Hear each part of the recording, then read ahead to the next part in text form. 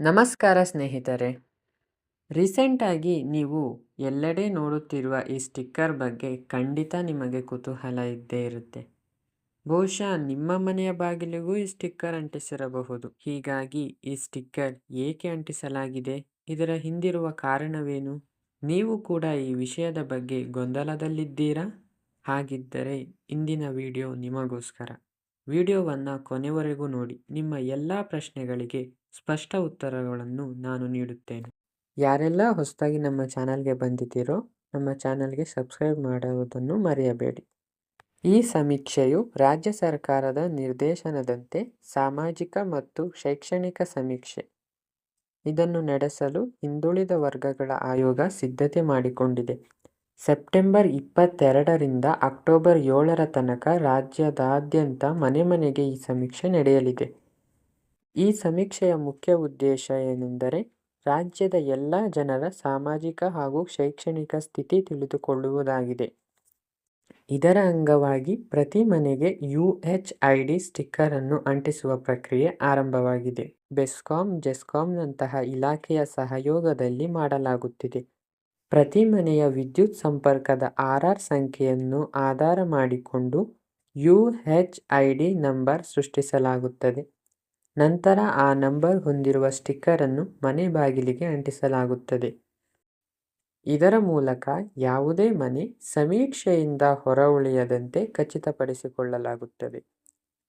ಹೀಗೆ ಜನರೇಟ್ ಮಾಡಿದ ಮನೆ ಐಡಿಗಳನ್ನೆಲ್ಲ ಸೇರಿಸಿ ಆಯೋಗವು ಪ್ರತಿ ಪ್ರದೇಶವನ್ನು ನಿರ್ದಿಷ್ಟ ಗಣತಿ ಬ್ಲಾಕ್ಗಳಾಗಿ ವಿಂಗಡಿಸುತ್ತದೆ. ಸಾಮಾನ್ಯವಾಗಿ ಒಂದು ಎನುಮರೇಷನ್ ಬ್ಲಾಕ್ನಲ್ಲಿ 100ರಿಂದ 120 ಮನೆಗಳು ಇರುತ್ತವೆ. ಇದರಿಂದ ಸಮೀಕ್ಷೆ ಹೆಚ್ಚು ವ್ಯವಸ್ಥಿತವಾಗುತ್ತದೆ. ಇನ್ನು ಸಮೀಕ್ಷೆಯ ಪ್ರಕ್ರಿಯೆ ತಿಳಿಯುವುದಾದರೆ, ಮೊದಲಿಗೆ ಮನೆಯ ಪಟ್ಟಿ ಕಾರ್ಯ ಮುಗಿದ ನಂತರ ಸಮೀಕ್ಷೆಯ ಎರಡನೇ ಹಾಗೂ ಅತ್ಯಂತ ಪ್ರಮುಖ ಹಂತ ಪ್ರಾರಂಭವಾಗುತ್ತದೆ. ಅದೇನೆಂದರೆ, ನೇಮಕಗೊಂಡ ಗಣತಿದಾರರು ಸೆಪ್ಟೆಂಬರ್ 22ರಿಂದ ತಮ್ಮ ತಮ್ಮ ಬ್ಲಾಕ್ನ ಮನೆಗಳಿಗೆ ಭೇಟಿ ನೀಡಿ ಆಯೋಗ ಸಿದ್ಧಪಡಿಸಿದ ಪ್ರಶ್ನಾವಳಿ ಆಧಾರದಲ್ಲಿ ಮಾಹಿತಿ ಸಂಗ್ರಹಿಸುತ್ತಾರೆ. ಈ ಸಮೀಕ್ಷೆಯಲ್ಲಿ ಒಟ್ಟು 60 ಪ್ರಶ್ನೆಗಳು ಇರುತ್ತವೆ. ಪಡಿತರ ಚೀಟಿ ಹಾಗೂ ಆಧಾರದ ಮೇಲೆ ಸಮೀಕ್ಷೆ ನಡೆಯಲಿದೆ.